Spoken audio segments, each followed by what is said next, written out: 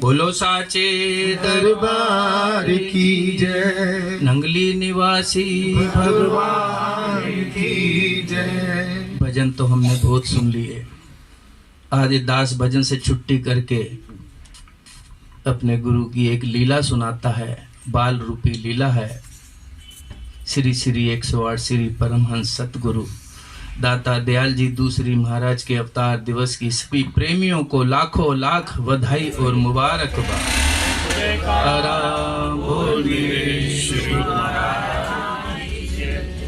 ये लीला कुछ ऐसी है जो दूसरे पातशाही ने अपनी माता के साथ करी जब वो 5 बरस के थे, जिनके पिता का नाम प्रभु दयाल है और जिनकी माता का नाम राधा जी है।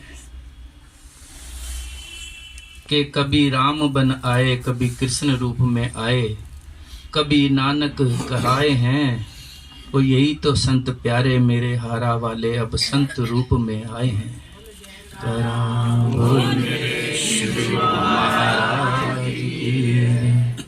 प्रेमियों, जब भगवान नारायण ने अपनी माता राधा के गर्भ में पहला पैर रखा और 9 महीने तक माता को केवल एक ही एहसास हुआ कि उसके अंदर से मीठी मीठी बांसुरी की आवाज़ आती है, मीठी मीठी बांसुरी की धुन आती है। वो 9 महीने का समय कब कैसे कहाँ कट गया, माता को उस बांसुरी की धुन के सिवा कुछ नजर नहीं आया। और जब भगवान ने धरती पर अवतार लिया, भगवान ने जब धरती पर अवतार लिया और 5 साल की उम्र हुई उनकी, तो माता ने एक यज्ञ रचवाया जिसमें हर संत, हर ब्राह्मण, हर पुजारी को बुलाया और उनको भोजन करवा के दान दक्षिणा देकर सिर्फ उनसे सिर्फ एक ही चीज मांगी कि मेरे पुत्र को आशीर्वाद दें। अब वो प्यारी कहाँ जानती थी ये पुत्र नहीं, ये त्रिलोकी का नाथ नारायण है। इतना उसको पता भी हो तब भी जिस माता के गर्भ से कोई भगवान भी जन्म ले लेता है तो उसको वो अपना पुत्र ही मानती है। तो संतों से कहा कि मेरे पुत्र को इतना आशीर्वाद दें, इतनी कृपा करें, ये हर समय खुश रहे, आबाद रहे। सभी संतों ने अपना भोजन किया, दान दक्षिणा ली और आशीर्वाद दिया।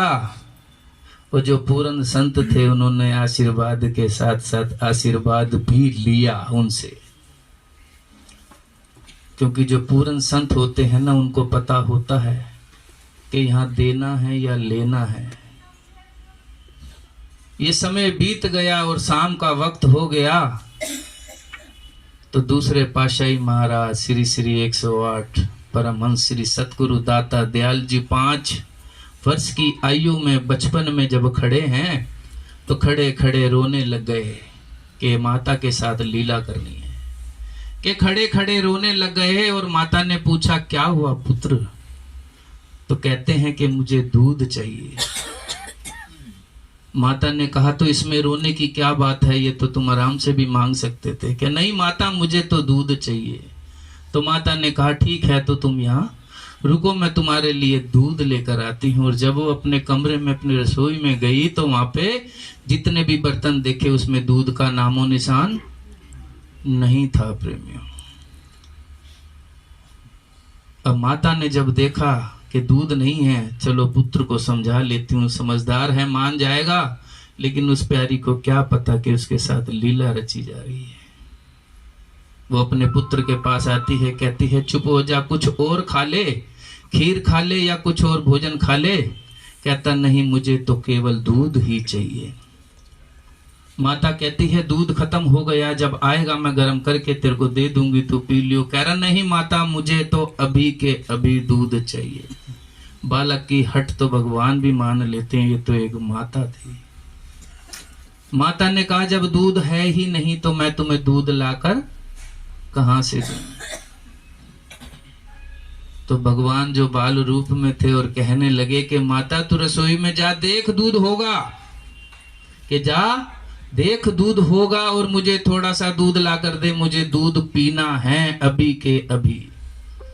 बड़ी देर कसमा कस होती रही, माता मना करती रही और हमारे त्रिलोकी के नाथ लीला रूप में खड़े हुए दूध पर दूध मांगे जा रहे हैं।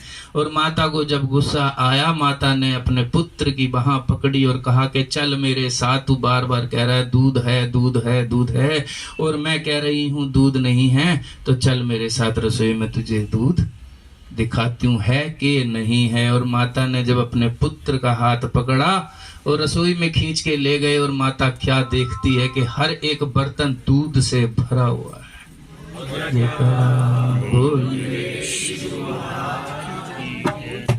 ये प्रेमियों लीला एक ग्रंथ में लिखी हुई है जिसका नाम स्वरूप आनंद है, नहीं स्वरूप दर्शन है। उसमें ये लीला सुनहरी अक्षरों में लिखी हुई है।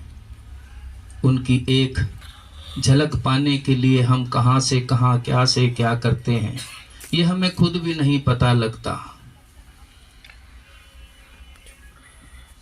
कि उनकी झलक से क्या हो जाएगा। हमारे बस में कुछ नहीं होता। जब हम श्री आनंदपुर जाते हैं, हमारे हाथ पैरों में जान हो ना हो, कमर झुक गई हो या ना हो, हम बैसाखी पे चल रहे हों या किसी का सहारा लेकर जाने के लिए तैयार हों, कहते हैं कि एक बारी मेरे को श्री मंदिर में ले जाओ, आरती पे ले जाओ, मैं अपने प्रभु के दर्शन कर लूंगी। एक बार दर्शन करने मात्र से ही 4 तीर्थ का फल मिल जाता है प्रेमी, और एक बारी सरोवर में स्नान करने के उपरांत ही 68 तीरों का फल मिल जाता है। उसके बावजूद भी हम तड़फते हैं आनंदपुर जाने के लिए। क्यों? कि हमारा भगवान वहां है तो हमारे भीतर भी, लेकिन सामने रूबरू देखने का एक नजारा जो होता है ना प्रेमियों, वो किसी को नहीं मिलता। उसी नजारे को देखने के लिए हम जाते हैं कि एक बारी दर्शन हॉल में हमें अपने प्रभु की झलक मिल जाए। और उस झलक को पाने के लिए हम ये भी नहीं देखते कि आगे महात्मा है कि भाई है, उसको आगे करके हम अपना जी आंखें मन शांत कर लेते हैं। क्यों? मैं भजन नहीं बोलूंगा, सिर्फ एक लाइन में।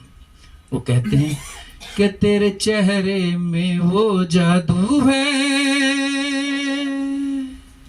बिन डोर खींचा जाता हूँ, जाना होता है और कहीं तेरी ओर चलाता हूँ, तेरी ओर चलाता हूँ।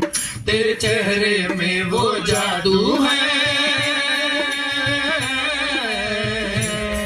तेरे चेहरे में वो जादू है, बिन डोर खींचा जाता जाना होता है और कहीं तेरी ओर चला आता हूँ, तेरी ओर चला आता हूँ। तो प्रेमियों, ये सबके साथ ही है। जब भी हमें पता लगता है कि श्री गुरु महाराज जी प्रयाग धाम है, ग्वालियर हैं, कहीं भी हैं, उनकी एक झलक पाने के लिए प्रेमी कहां से कहां पहुंच जाता है। आरती में, श्री दर्शनों में जाते जाते भी प्रेमी कहता है बस स्टैंड पे श्रीकार के दर्शन करा दो। तो प्रेमी उनके दर्शनों के साथ साथ उनकी आज्ञा और मौज में रहने वाला ही गुरु का प्रेमी बनता है और उनकी प्रसन्नता को पाता है और उनकी प्रसन्नता का पात्र भी बनता है। तो उनके जो नियम है निभाते हुए, अपने दिल में बसाते हुए अपना लोक और परलोक सवेला करना। बोलो जयकारा, बोलो श्री गुरु महाराज की।